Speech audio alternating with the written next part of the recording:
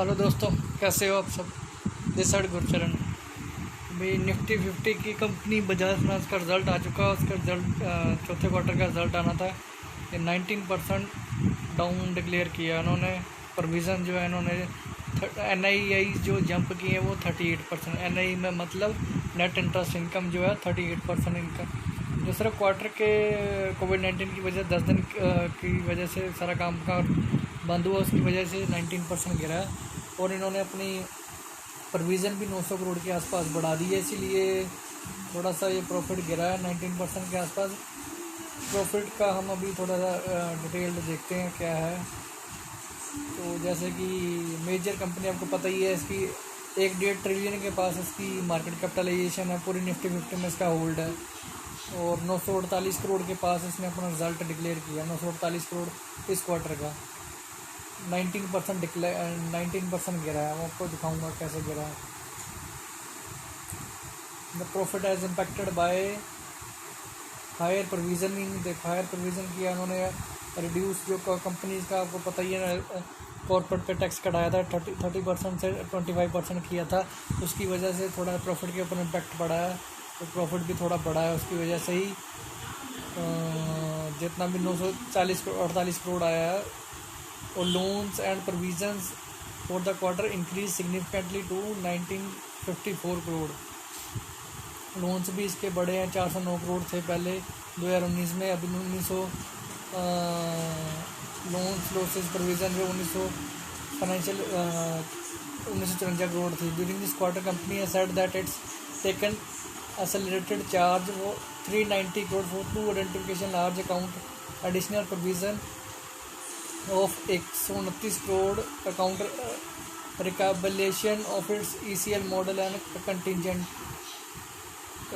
contingency provision of 900 crore. देखो 900 करोड़ की इन्होंने प्रोविज़न रखी है, उसकी वजह से थोड़ा प्रॉफिट गिरा है 19 करोड़ का 19% इस क्वार्टर में। Adjusted for contingency provision of 900 crore, वरना ये 38% अप होता है। 1622 करोड़ के आसपास होना था ये अपना आया जो इसका रिज़ल्ट। बाकी आगे देख लो जी। इसके डिफरेंट जो नेट इंटरेस्ट इनकम और इंटरेस्ट इनकम एक्सपेंडेड वो इनके 38% से बढ़ा है। तो मैं आपको दिखा दूंगा कैसे बढ़ा है। 4684 करोड़ के आसपास अभी दिखाई देता हूँ मैं आपको। अगर मैं देखता हूँ, ये देखो, ये अपना है मनी कंट्रोल पे। ये मार्च 2019 से लेकर दिसंबर 2019 तक का डाटा है। 948 करोड़ के पास इन्होंने बोला है कैसे वो बढ़ा है। ये देखो, ये प्रॉफिट 1113 करोड़ था यहाँ पे। 1113 करोड़ मार्च का आ रहा है। देखो, अगर इसमें से मैं अगर 38% लेस करूँगा तो वही 948 करोड़ का मेरा प्रॉफिट गिरा है। 948 करोड़ के पास आया है। इसी को वो बोल रहे हैं कि 19% गिरा है प्रॉफिट। अगर इसमें से आप लेस करोगे तो 19% लेस करोगे 948 करोड़ आएगा। ठीक है जी। बाकी आगे देखते हैं इसका जो नेट इंटरेस्ट इनकम। ये बोल रहे हैं कि 38% ये इंक्रीज़ हुई है। वो कैसे इंक्रीज़ हुई है वो दिखा देता हूँ। नेट इंटरेस्ट इनकम जो हुई है 38% क्वार्टर ऑन क्वार्टर जो बोल रहे हैं, जनवरी टू मार्च क्वार्टर। 38% कैसे इंक्रीज़ हुई है।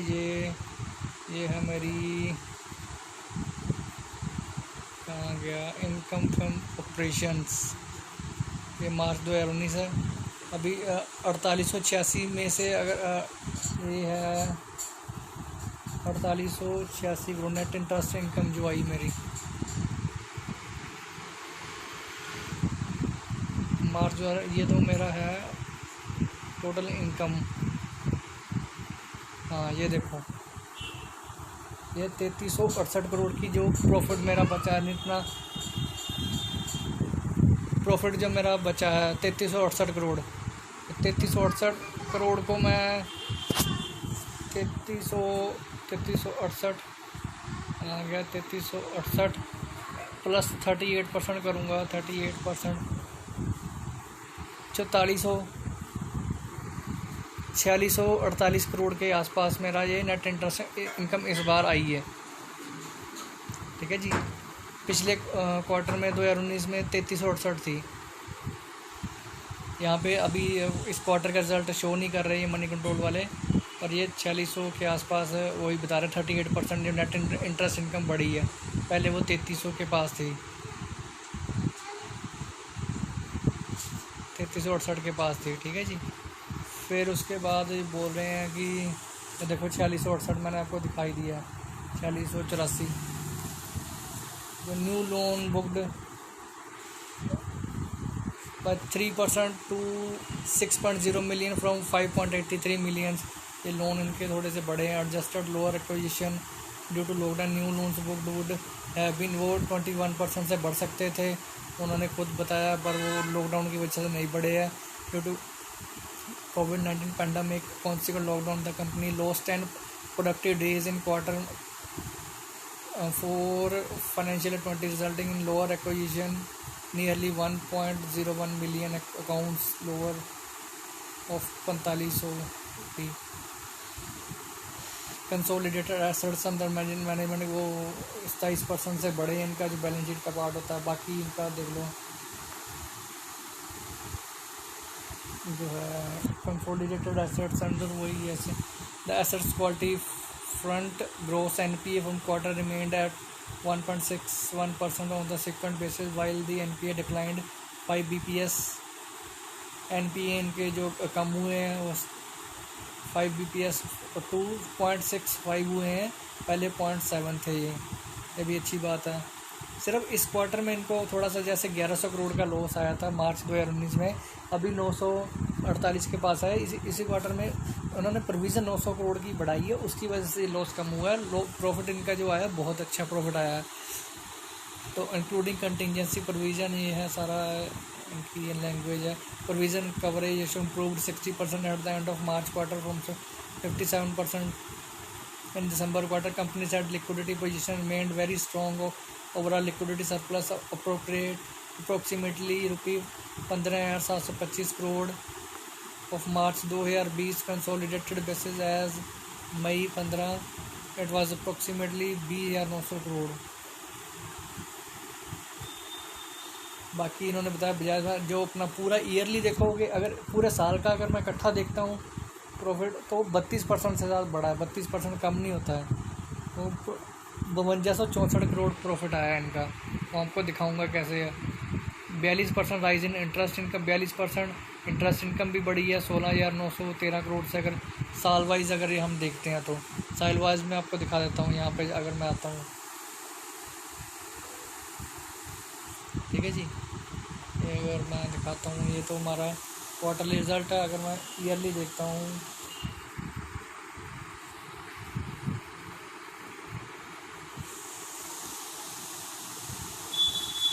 ईयरली देखो, ये मार्च 2019 है। ठीक है जी, ये 20 का है। टोटल देखो आप, हाँ जी देखो ये प्रॉफिट एंड लॉस, हाँ जी देखो ये है 3890 करोड़ था पहले मेरा ये प्रॉफिट। 3890 करोड़ आप देख सकते हैं यहाँ पे 3890 करोड़। अब ये टोटल साल का हो गया 4800, पूरे 1000 करोड़ का प्रॉफिट हुआ इनको इस साल में ही। अगर एक साल का कंपैरिजन करूँगा, वही इन्होंने बताया कि 3890 में अगर आप 32% जोड़ोगे या जितना भी इन्होंने बोला है 4881 करोड़ बनेगा। कितना बोला है इन्होंने, ये 32% बोला, हाँ जी 32% बोला। तो वही इनका प्रॉफिट पिछले साल का था, ये 5264 करोड़ के पास आया है। तो ये बहुत ही ज़्यादा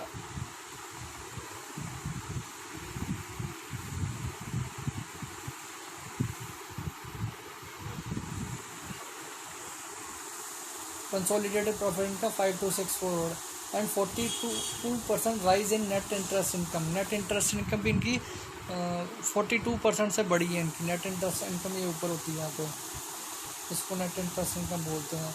अगर मैं पूरे ये मेरा नेट सेल्स है, नेट सेल्स के बाद नेट सेल के बाद एम्प्लॉई को सारा खर्चा निकालने को, प्रोविज़न वगैरह निकाल के ये जो प्रॉफिट 14,600 का आया मेरे को, इसको बोलते हैं नेट इंटरेस्ट इनकम। ये भी पिछले साल के अगर कंपैरिजन करूँ तो मेरा 2 मार्च 2019। तो ये भी बढ़ा है मेरा 11,974 से 14,665 हो गया है।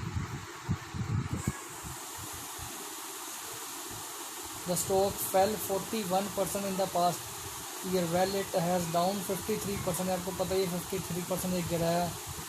पूरे 5,000 पे ये स्टॉक होता था, अब उसके बाद तो आधे से भी कम रह गया, ये 2500 से भी कम आ गया हुआ।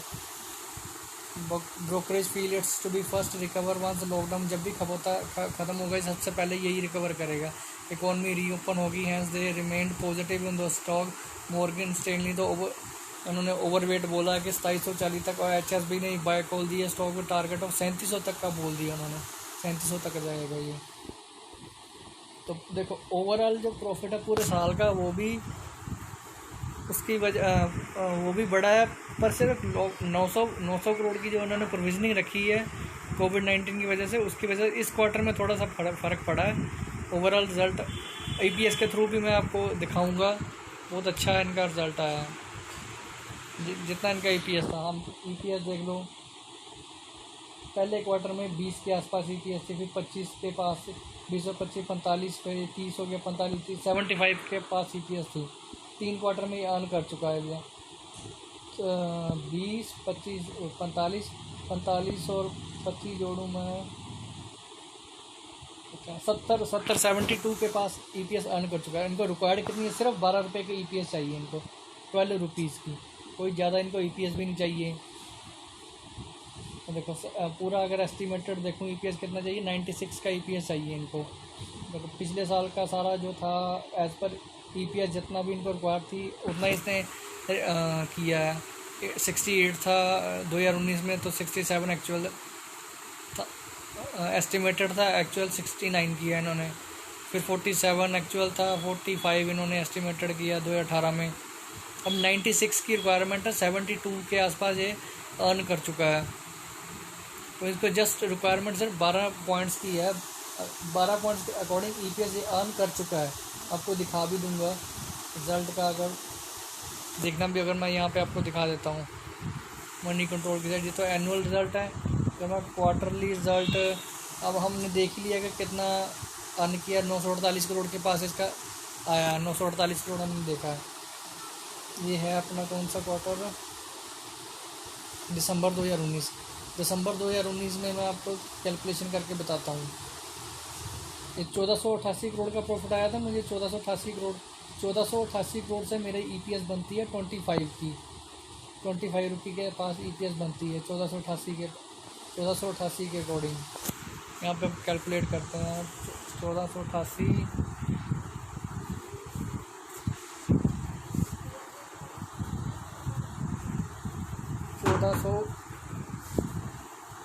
1425/1488, ठीक है जी। इसको मैं अगर मल्टीप्लाई करता हूँ अपना 948 के साथ, 948, ये देखो 15 रुपये के पास आसपास मेरा EPS आ चुका है, 15.92। आप देख भी सकते हैं 15.92। तो इसी के अकॉर्डिंग अभी रिक्वायरमेंट मेरे को 12 की इतनी 900 करोड़ की प्रोविजनिंग रखने के बाद भी 12 रुपये EPS चाहिए था, इन्होंने 15 रुपये EPS अर्न कर लिया है।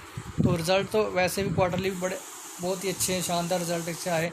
ईयरली तो इसने 32% की ग्रोथ कर भी दी है। तो देखो इसकी बैलेंस शीट देख लो, हर साल बैलेंस शीट ग्रो करती जा रही है। 1.24 ट्रिलियन की इनके पास एसेट था, 1.5 ट्रिलियन की लाइबिलिटीज़ है 2019 में। बैलेंस शीट भी हर साल ग्रो करती जा रही है, हर साल ग्रो करती जा रही है ये। फिर उसके बाद ये इसकी फेयर वैल्यू देख लो, एज़ पर फेयर वैल्यू ये थोड़ा सा ओवर वैल्यूड है स्टॉक। 633 की फेयर वैल्यू है, तो अभी 1940 के आसपास चल रहा है। ये इसकी वो देख लो, मार्केट कैपिटल ये 1.25 लाख करोड़ की मार्केट कैपिटलाइजेशन है। PE रेशो 24 की है। डिविडेंड यील्ड 0.29 है। बुक वैल्यू 500 की है। EPS अर्निंग पर शेयर 84 के आसपास मैंने दिखाई दिया है, 80-90 के पास EPS है। तो उसके अकॉर्डिंग भी इसने EPS के अकॉर्डिंग भी रिज़ल्ट इसका अच्छा ही आया। बाकी स्कोर्स देख लो इसके आप, 5-10 में से 5 स्कोर है इसके, एक्सीलेंट है, गुड में आ रहा है ये, और स्कोर की डिटेल देख लो। वैल्यू बस थोड़ा ओवर वैल्यूड है, ये 2000 के आसपास है। ग्रोथ फास्ट है इसमें, एफिशिएंसी मोर है, क्वालिटी भी एवरेज है इसमें। बाकी जो